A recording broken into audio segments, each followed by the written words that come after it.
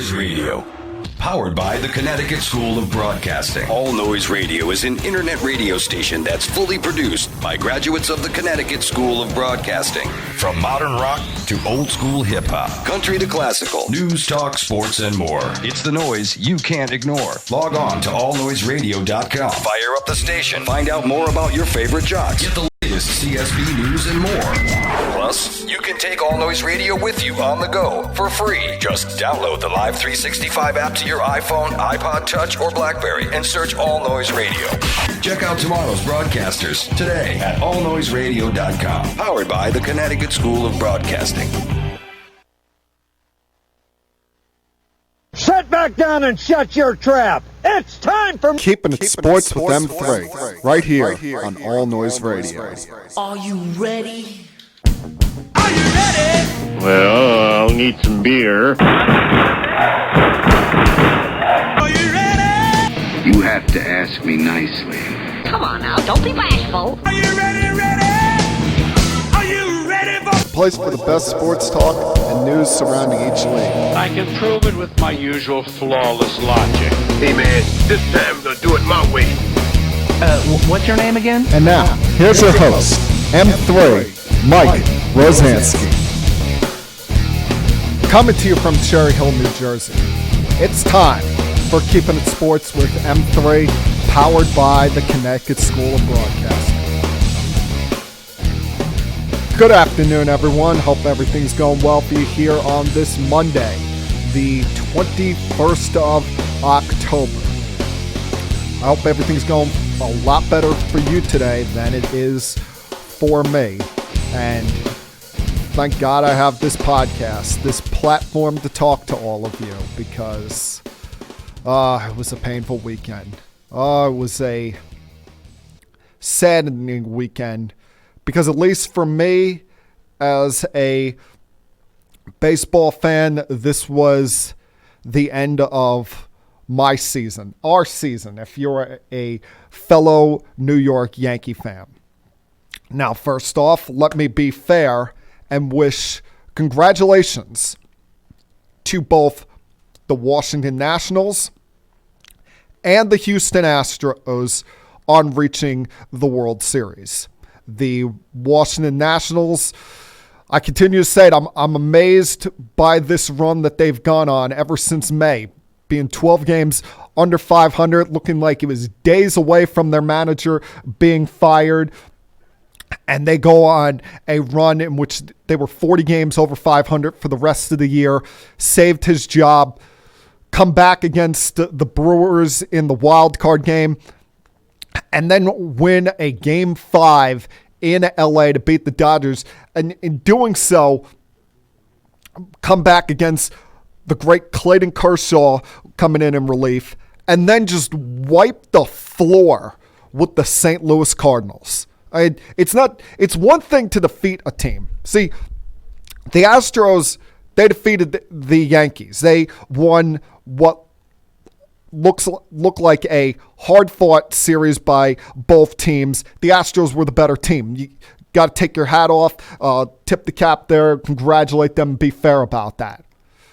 The Nationals destroyed the Cardinals. They dominated them. They hit them with the left hook in the first round, and the Cardinals never got up throughout the rest of the fight. I mean, the Cardinals scored 6 runs in that series. 6 runs.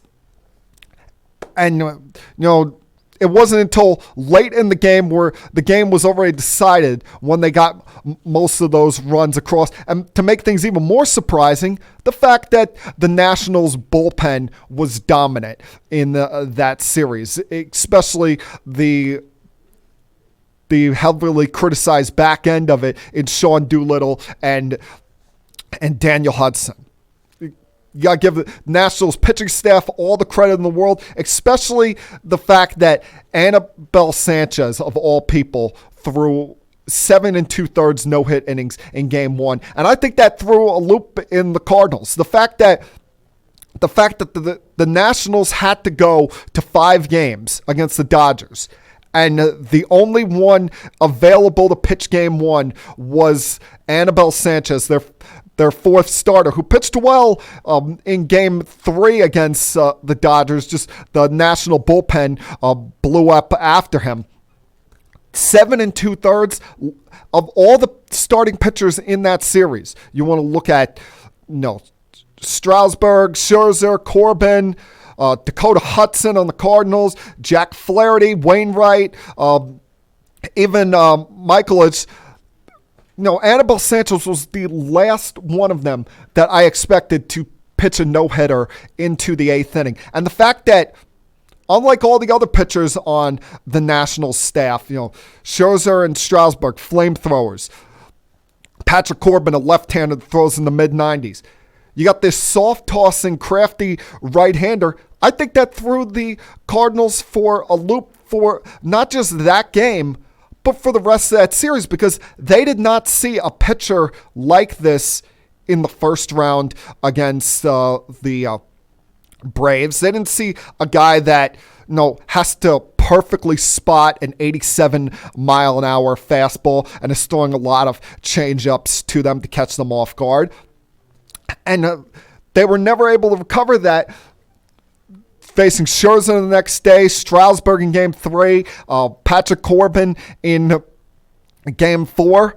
They go home very quietly in a sweep, and now the Nationals go into tomorrow night a underdog, but an underdog that has a lot of momentum. I'm just curious, will this momentum carry over due to the fact that they will now have had 7 days off? Because I've always believed, you look back at some of these teams in the postseason that have won real quickly in recent vintage. It hurt the Rockies in 2007, how quickly they won their 2 series against the Phillies, and the Diamondbacks had a long time to wait before facing the Red Sox and had to start that series on the road in Boston.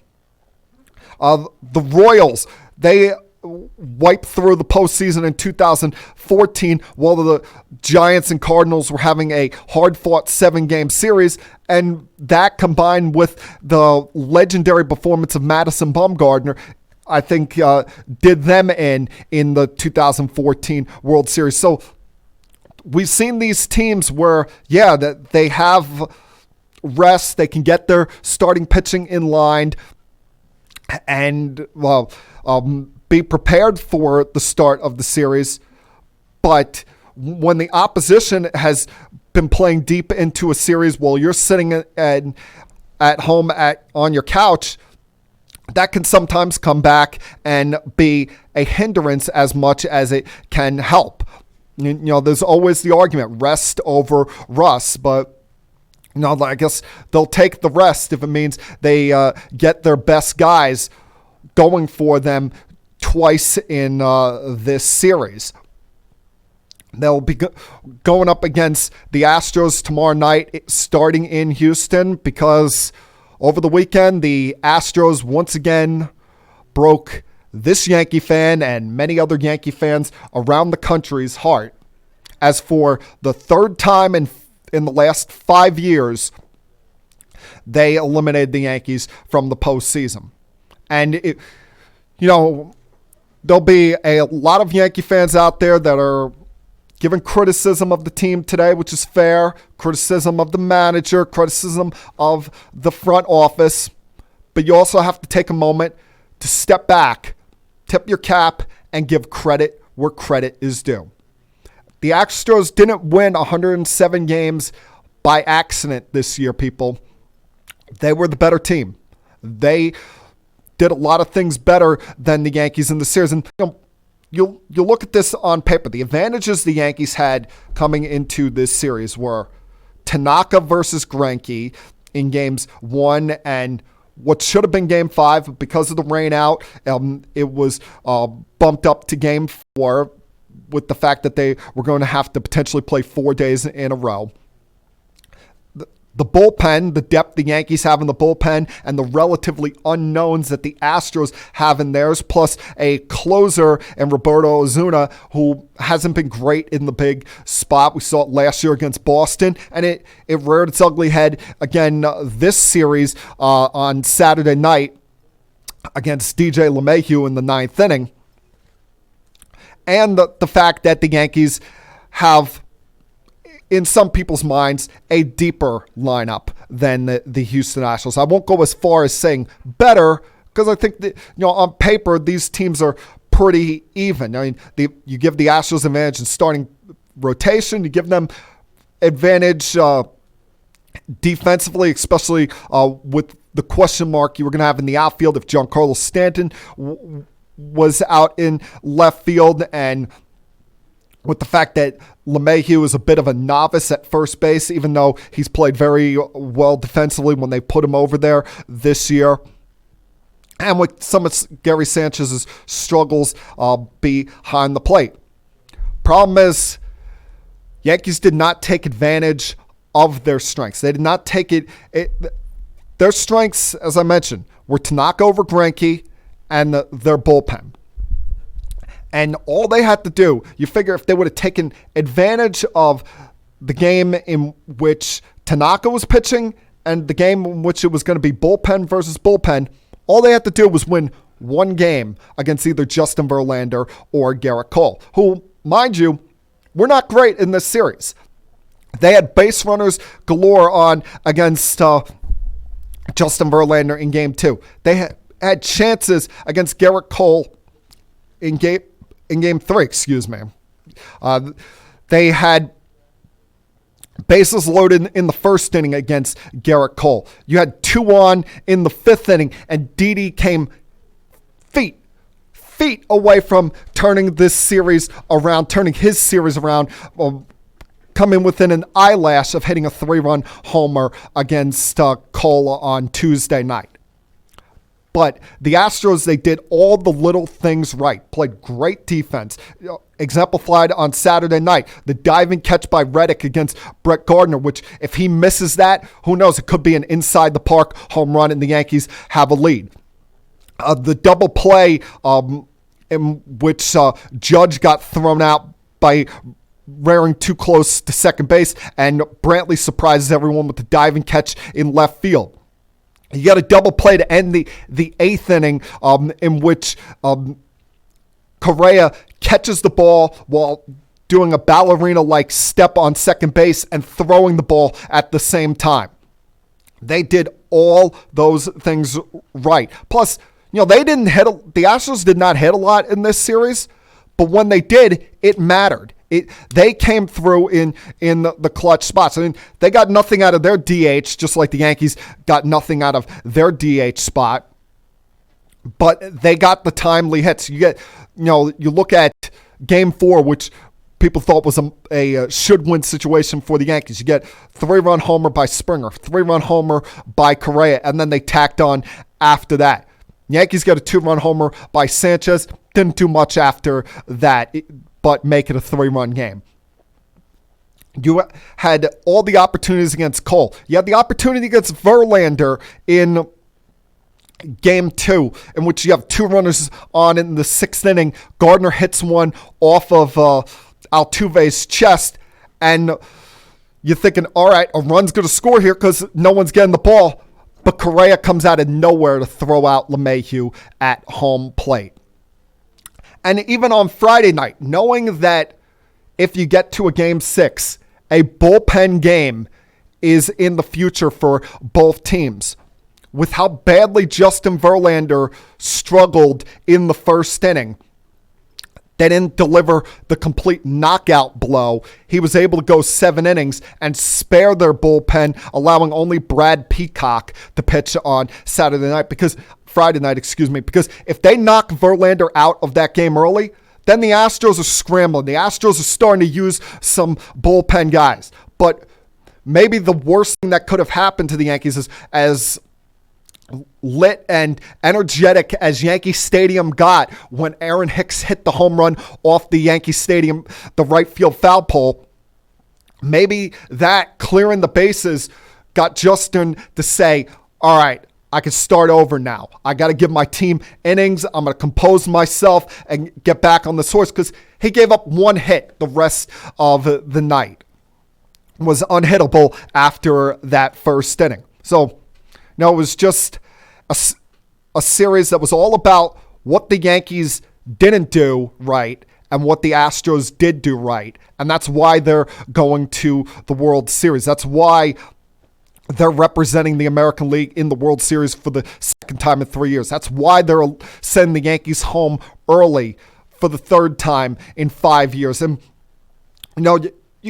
if you want to, you could throw 2015 out, because that was a different group than you have now. That was, the last bit of gas from the group that included A-Rod, Mark Teixeira, Brian McCann, Carlos Beltran, and the likes there.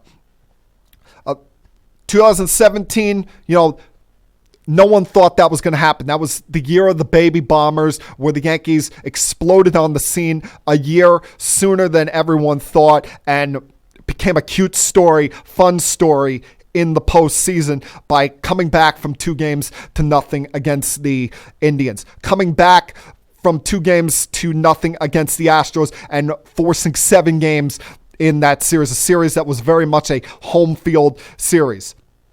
So, while you were sad about it, you weren't saying, oh, this is a colossal, extreme disappointment. This year, this was a disappointment, because this was supposed to be the year in which they got to the World Series. This was supposed to be the year where the Yankees were the ones knocking off the Astros, and instead it was the other way around. And I mentioned what they did right and the Yankees didn't do right. Yankees struck out way too many times in this series. Struck out 64 times in the series. Judge struck out 10 times. And Encarnacion, what a stiff he was through this series. Goodbye, get lost. He struck out 11 times. Gardner struck out 10 times. Gary Sanchez struck out 12 times. Just way too many times. And yeah, the Astros struck out 50 times in their own right, but a lot of those came on Friday night against James Paxton. They put the ball in play. They made contact. They changed their approach with 2 strikes, and the Yankees seemingly were swinging for the fences and waiting for the 3-run homer or grand slam to happen, and it only happened a few times in this series. Plus, I mentioned before, they had the great edge in bullpen, but not the bullpen was awful in this series unless your name was Adam Ottavino. But they didn't take advantage of the Astros bullpen. They got Verlander out of there in the 7th inning of game 2. Had plenty of chances through the final 5 innings. Never took advantage of that. Knocked Zach Greinke out in the 5th inning of game 4, or should I say AJ Hinch couldn't wait to get Zach Greinke out of that inning because he was about to implode. Didn't take advantage of that because you had guys swinging on the first pitch instead of trying to work an at-bat here. Everyone trying to be the hero. And then on Saturday night, when you knew that they were going to go bullpen game all night long, you didn't take advantage of that. You have bases loaded against Presley in the 3rd inning. Didi grounds right out to the pitcher. Unfortunately, Presley gets hurt and had to leave the game. And that were unable to take care of business there. They got 1 run off Urquidy in his 2+ innings. Got the game-tying home run against Ozuna in the 9th inning, but weren't able to take advantage of the Astros bullpen. Especially, they tie up the game there. I think everyone thought, all right, the Yankees are going to win this game somehow because they worked through all of the Astros' regular big-time relievers. All you had left in that Astro bullpen were a rookie in Brian Abreu and a veteran retread in Hector Rondon. But they were never able to get to those guys with the Aroldis Chapman walk-off home run that he allowed to Altuve. And My problem is not so much the pitch selection, the fact they threw Altuve a slider on 2-1. My problem is the fact that if you're going to throw the slider 2-1, you better throw it out of the zone. See if he'll swing and miss at it, and if he doesn't it gets to 3-1, you put up 4 fingers, you walk him, and you face the on-deck hitter, because Marisnick, remember, had came in to defensively replace Michael Brantley. He was not on deck, and I know you don't want to put the winning run in scoring position, but you gotta take the better matchup there. Face Marisnick rather than Altuve having a shot to win this series. So, it's disappointment. It's disheartening. It's sad. You could see the players were sad. I mean, Judge was crying by his locker. You saw on the Yankee postgame show. That's why he had his back turned to us. Didi was crying into a teammate's shoulder because who knows, it could have been the end of his run as a New York Yankee. And I've heard a lot of people complaining about Aroldis Chapman and the fact that he was partially smiling when he gave up the walk-off home run. But smiling's probably the only thing that kept him from crying, because you had to believe that he was hurt. I mean, I didn't hear anyone criticizing the great Mariano Rivera when he did the same thing at the end of the 0-1 World Series. He realized he made a mistake. He realized he gave up too fat of a pitch for Altuve to take advantage of. And, that's what great players do. They take advantage of other people's mistakes. Altuve was the best player in this series by all sense and purpose. He only struck out a couple times. He put the bat on ball. Even when he wasn't getting a hit, he was making things happen and played a great second base, deserving of the MVP of this series. So while I'm mad, upset, pissed off, whatever you want to put it at, that the Yankee season's over, got to show respect. Got to tip my cap to the Houston Astros, because they were the better team. And now, the Yankees will have a full off season to think about what could have been and what they got to do to avoid this disappointment in 2020. But, there's plenty of time to talk about that. I'll get to, the postmortem part of this, look back on this season for the Yankees, put a bow on it a little bit later on, get to some NFL talk with, bad day at MetLife for the Giants, questionable decisions by their head coach, look around the rest of the division, as well as what else went down in week 7 of the league. So a lot to get to over the next hour or so. Glad you all could join me this week. If you feel like calling in, you may do so. If you're watching on Facebook or Twitter, on Twitter you see the number there on the screen. So feel free, Yankee fans. I'm here for you today. Let's commiserate this together. So, sit back, relax, put your feet up if you feel like it, and continue keeping it sports with the M3. I'll be back.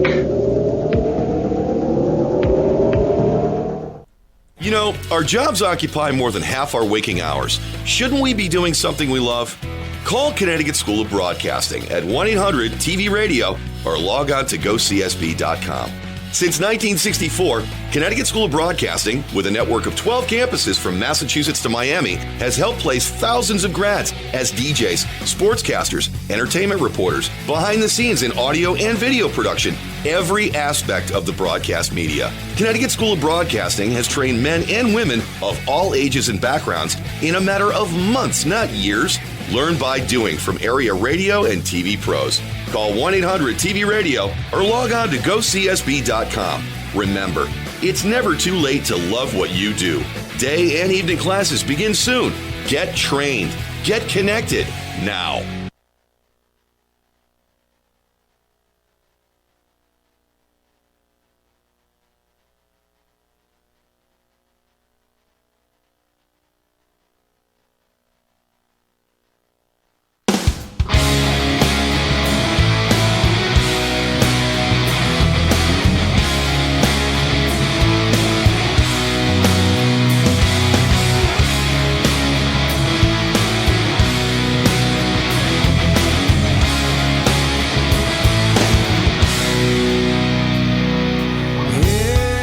Welcome back to Keeping It Sports with M3. Hope you're all having a very good Monday afternoon. Better day than it was outside yesterday. I mean, yesterday was just miserable around these parts, especially here on the East Coast. And yesterday's miserable weather, I guess, maybe played a role in what was a miserable day at MetLife Stadium for the New York Giants and their fan base, as the Giants had their third straight loss, this time losing to the Arizona Cardinals. And, it's one thing 2 weeks ago to lose to the Minnesota Vikings. The Vikings, it was almost like they were a team on a mission after teammates were calling out Kirk Cousins through the media.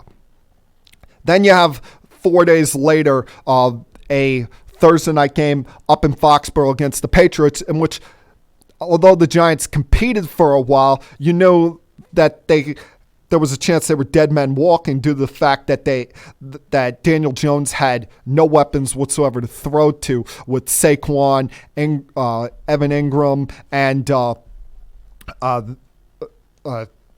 Shepard all out due to different injuries. Yesterday was really no excuse. Yeah, you were still without Shepard. He's still on concussion protocol, and who knows when he's going to be back. The fact that it's the second time this year that he has a concussion. But you had Ingram back. You had Saquon Barkley back. You're at home.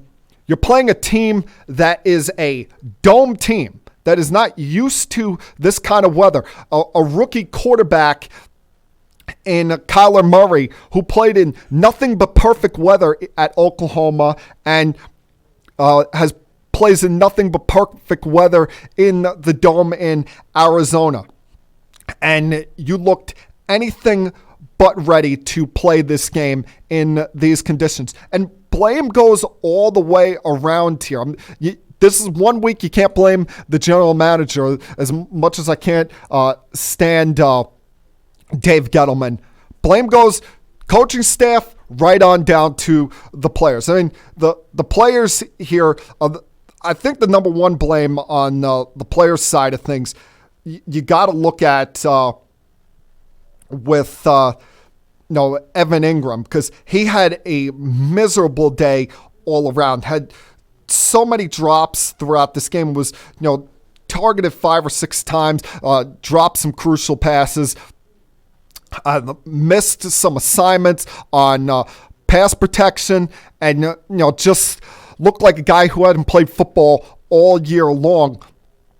At a time when you would think he would step up, be that number 2 option to Golden Tate yesterday. Golden Tate was pretty much your only big receiver due to the injury to Shepard, and the fact that after the second quarter, they didn't really target Rhett Ellison much, and he's been kind of a sneaky, under-the-radar guy for the Giants, dating back to Eli. Eli, always used to rave about Rhett Ellison in every radio interview he's done. How, this is a guy that has been a nice piece for him, and that was one of the few good moments for Daniel Jones, few good moments for him on this day, because early on the Giants, as mentioned before, they looked unprepared to play. They, first drive of the game, they're letting this kid Edmonds run all over them. The Cardinals come right down the field. He gets an early touchdown to give him a lead. Then on the very next drive, this was probably Jones's one of his big bad moments of the day. He tries to force it in there to Golden Tate on double coverage and gets picked off at the 35-yard line. And, it's kind of a rookie mistake that he'll learn from, he'll get better from, especially when you look at the fact that this is his fifth start now. once he has all of his pieces there and he's, gets used to playing in this kind of weather a little bit, then he'll know, all right, maybe I should throw it away. Instead of trying to risk it, not just early in the game, but risk it when I'm in my own territory, knowing that if I turn the ball over, they're going to get the ball with great field position. And I remember at the end of the first quarter, I'm texting my brother, I'm texting a couple of his friends who are also Giant fans saying, hey, your team want to show up? It's the only game I get in the area right now, and don't want to go to watching Netflix or something with how miserable this game's turned out. So, you get to the second quarter, Giants wake up a little bit. Daniel Jones has that nice throw to Rhett Ellison down the right side to get them on the board. They get a little momentum on the following on 2 drives later when they block that punt. I get it to 17-14. I'm thinking, oh, here we go. The Giants at home, bad weather, going up against a younger team with a young quarterback and a young running back and a rookie head coach not used to this situation. This is their chance. This is their shot to come back. And, they look like they were going to make it all the way back. Problem is, costly penalties there at the end of the first half that pushed them back. You had the holding penalty by Will Hernandez. You had a holding penalty on Remmers that pushed them back into Cardinals territory, forcing them to punt the ball there and never. They got to a certain point. They got you hooked back into this game and never truly got over the hill, never truly got over the hurdle here. And just when, late in the game, they had plenty of chances to get over that hurdle. But you have Rosas miss a reasonable field goal that maybe if it's not raining out, he makes. Still unsure about that, if it was weather affected or just the fact that he flat out whiffed on that attempt. And then, you finally get within 3 late in the fourth quarter, and that's when the boneheadness of this head coach starts to rear its head once again. Because, you have this game back in a field goal position, in a field goal game. You have this within 1 score, and at that point, you should be, either trying to get to a spot where you can tie the game, force overtime, or get yourself the best field position to try and score again. But I'm still trying to rack my brain on what Pat Shurmur could have been thinking here. When you're down in the late stages of the fourth quarter, you've got 2 timeouts left. You're deep, pushed back in your own territory. 3rd and 18, you decide to run a draw play with Saquon Barkley. Only get 3 yards. All right. 4th and 15, you still got 2 timeouts left. Still got the 2-minute warning. Punt the ball, push them deep into their own territory and play some defense here. But no, they decide to go for it on 4th down and, lose the football there when Patrick Peterson, uncontested, unblocked, runs a corner blitz, takes out Daniel Jones, and the Cardinals get the football right back there. It's 4th and 15 in your own territory. It's not like, you're in their territory, you're down by 2 scores and got no timeouts left. You have 2 timeouts and the 2-minute warning there. Take advantage of that. Kick the ball deep and play some defense. Because, Pat Shurmur goes on to say there, on 3rd down, I had made up my decision that I was going to go for it on 4th down. Then we stop them and we'll get the ball back with a chance to win. Trying to claim that, that's how it all worked out. Well, no. When It's 4th and 15. You readjust, punt the football, and force them to drive the field because the Cardinals did nothing on the following drive. It was a 3-and-out. They had to settle for a 35-yard field goal. That pushes it to a situation where you have to score a touchdown to win the game. You can't just get a little field goal here, tie the game, and force overtime. And instead, they try to be cute and think that on 4th and 15, we'll go for it from our own area. Ridiculous. Absolutely ridiculous. And just one of the many reasons why they lost this game, many reasons why this coach, to me, is not the long-term answer for this Giants team. All you needed at that spot was a field goal. You pushed them deep. If you played the same defensive route, and the Cardinals, they had gotten away from running the football a little bit with Edmonds there in the second half, and they weren't letting Kyler Murray do very much of anything. I think he threw the ball 4 or 5 times in the second half combined. You play that exact same defensive drive, but deep in Cardinals territory, you get the ball back in reasonable field position and have a chance to at least have Rosas kick a game-tying field goal late in the game. But instead, they go up by 6. You have to drive the length of the field.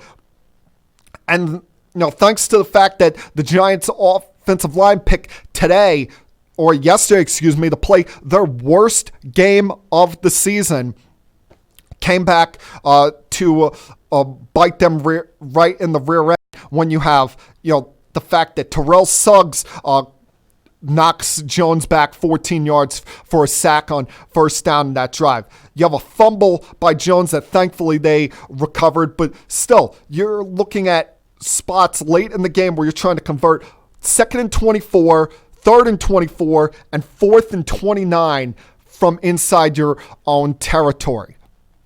Just, a miserable day for the Giants. An awful day for them. They allowed Chandler Jones to have a career day at will, seemingly getting to Daniel Jones, no relation. And it's also a missed opportunity because you look at how the rest of the division played out. Listen, we know the Redskins are a total mess. They basically don't even matter. It's still surprising to me that they have a win when considered they were going up against a winless Dolphin team, and they even try harder than the Redskins. Redskins wound up, getting shut out in an even messier situation than the Giants did to the 49ers. And you look at how the weather was in Landover, Maryland compared to MetLife Stadium. That was a drizzle compared to the downpour that was going on in Maryland, where the Redskins got shut out 9-0, keeping me alive in the Sean Hazard knockout pool. Thank you very much. But you missed an opportunity when you consider you win that game, you get the 3-4. On Sunday Night Football, the Cowboys and Eagles played both at 3-3. In all likelihood, someone was going to win that game, and you would put yourselves one game back in the division. Now, you lose to the Cardinals at home, put yourself at 2-5. You watch the Cowboys get turnover after turnover, take advantage of 2 early fumbles by the Eagles, and they get themselves a little bit righted before a bye to go to 4-3. Just an all-around disappointing day for Giant fans. And, what a double whammy that must have been. Because most Giant fans I know are Yankee fans. I mean, there's the few exceptions that, like my brother who's a Giants and a Mets fan. But most Giant fans are New York Yankee fans. So you watch the Yankees get eliminated on Saturday night. Then you sit there, whether you were at the game or not, watch them play in miserable weather and watch them lose to a team that on paper you thought you had the advantage over. But continues to show that, as great as this young quarterback looked early on, and who knows, there's still the chance for him to be a star. I'm not going to, just write him off after 3 bad performances. These are the issues that a rookie quarterback goes through. These are the growing pains. It's not smooth sailing like we've seen like with Russell Wilson or when Andrew Luck was there. It's not as easy as they made it look out to be.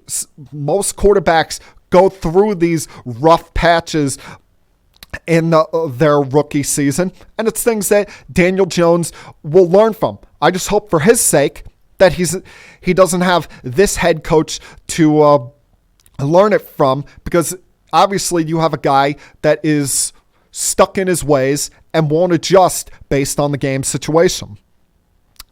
All right, going to take another break here, come back, go through the rest of Week 7, continue keeping it sports with M3. I'll be back.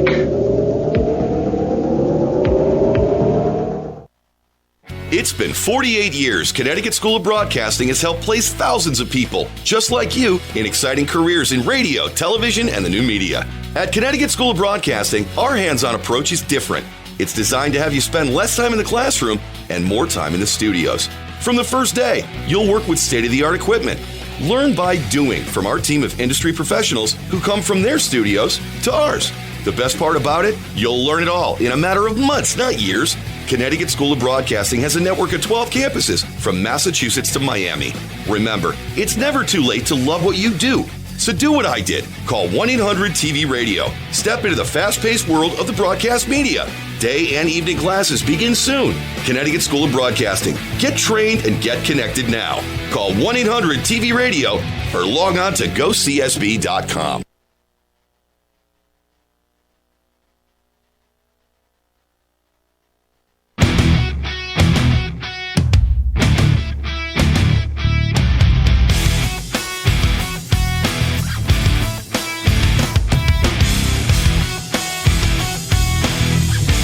Welcome back to Keeping Sports with M3. Glad you could join me for the podcast today. Remember, tell your friends about where they can find Keeping Sports with M3 through Facebook.com/Keeping It Sports with M3, as well as on Twitter at Keeping It Sports. Listen, I am not looking for Facebook friends here, not looking for any of that.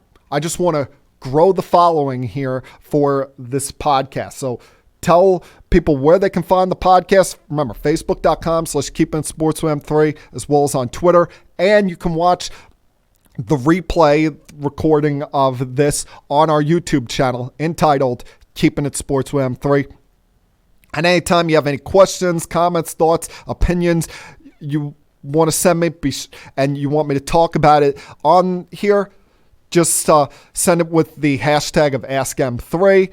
Send it to one of those social media outlets, and I'll be sure to get to it at some point.